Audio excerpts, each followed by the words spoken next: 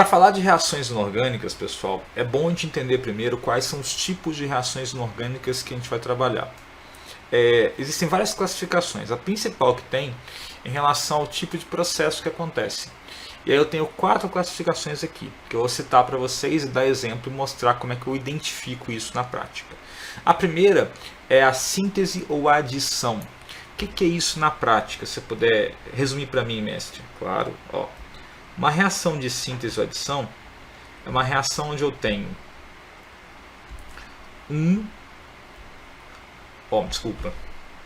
fica ruim, né? 2 ou mais reagentes virando um produto só. Ou seja, eu estou realmente fazendo uma adição, eu estou pegando várias coisas e juntando para formar uma coisa só. Essa é a definição padrão de adição ou síntese, tá? Então é quando eu tenho 2 ou mais reagentes que vão se combinar para formar um só produto. Dentro dessa classificação tem subclassificações. Essa subclassificação cai muito pouco, mas é legal você pegar o cerne, de onde vem isso. Eu posso classificar adição ou síntese em síntese total ou adição total e em adição ou síntese parcial. O que é isso? Na síntese total, eu tenho somente substâncias simples. Eu vou partir de substâncias simples no início, como reagente, e chegar na substância composta. Isso é a síntese total. Partir de algo simples, uma substância como ela está na natureza, e chegar em algo composto, tá bom? Então aqui, eu caio justamente na classificação. Eu tenho 2 reagentes nesse caso,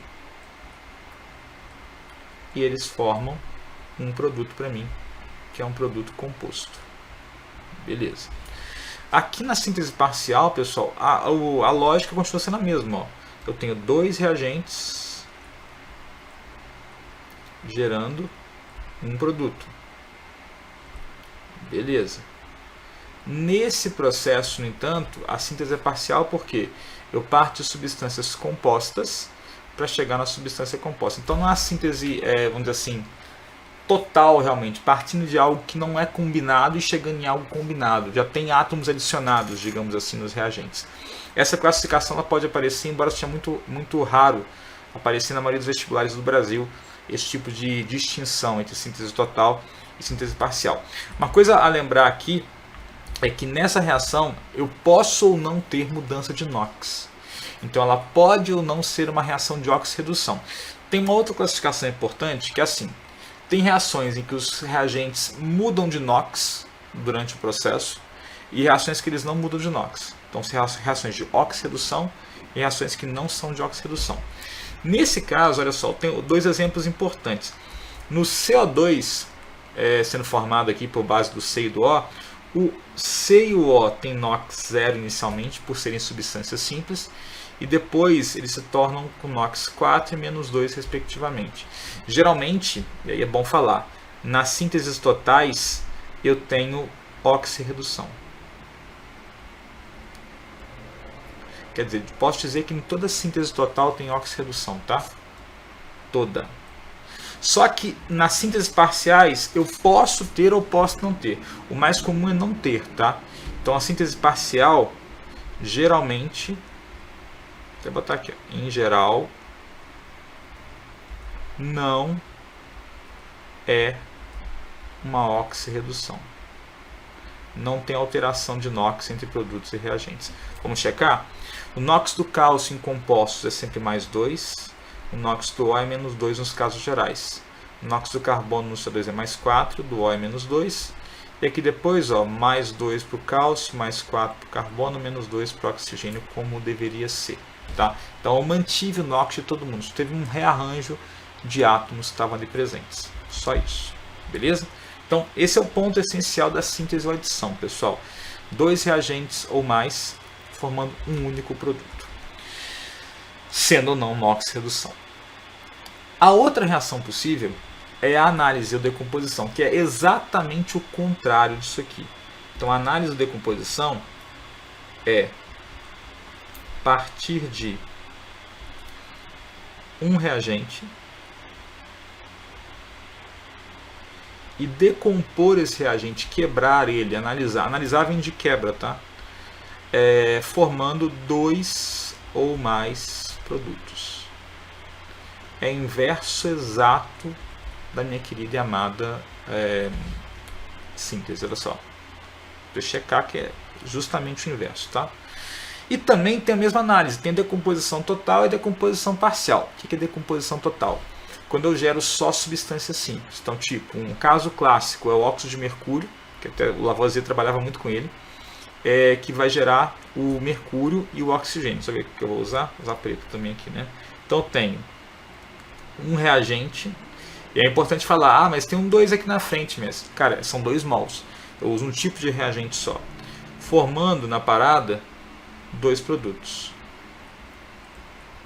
Então, decomposição total, gerando substância simples.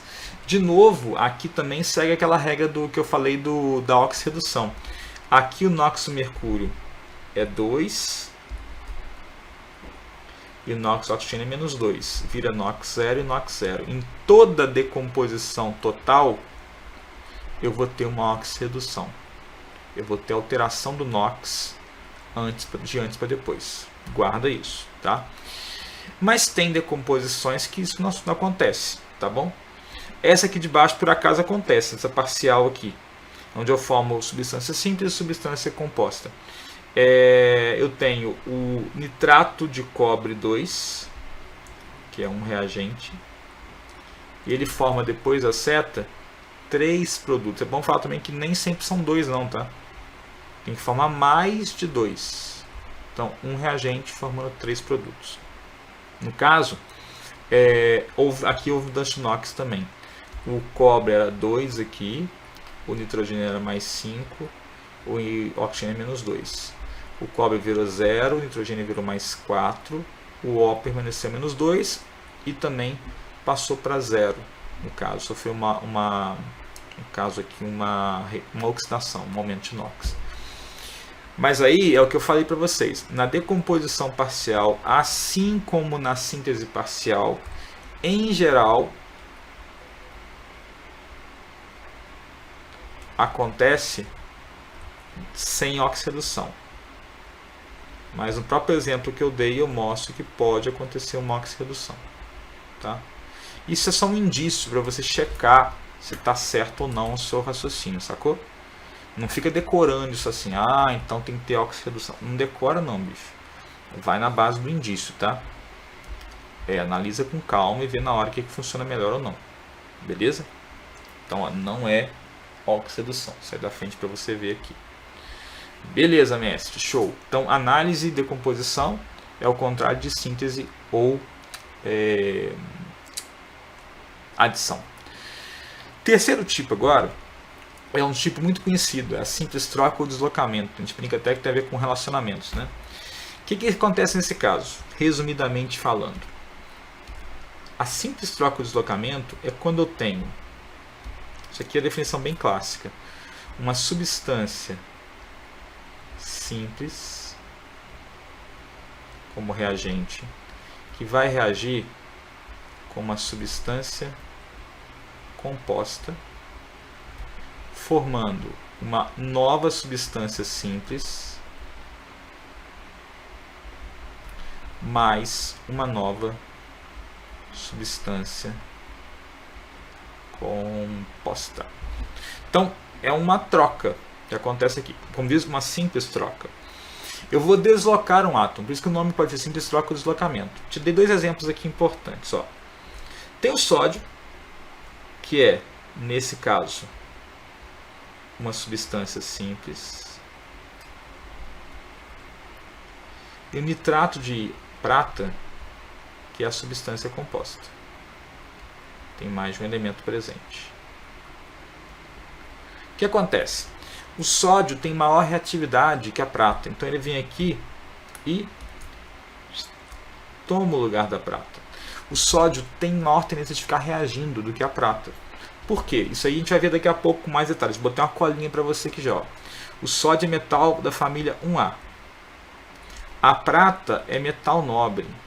Então, analisando a linha dos metais ali, quem está mais para o lado da família 1A, 2A ou os metais comuns tem maior tendência de reagir do que os metais nobres. Então, naturalmente, o sódio toma o lugar da prata num composto.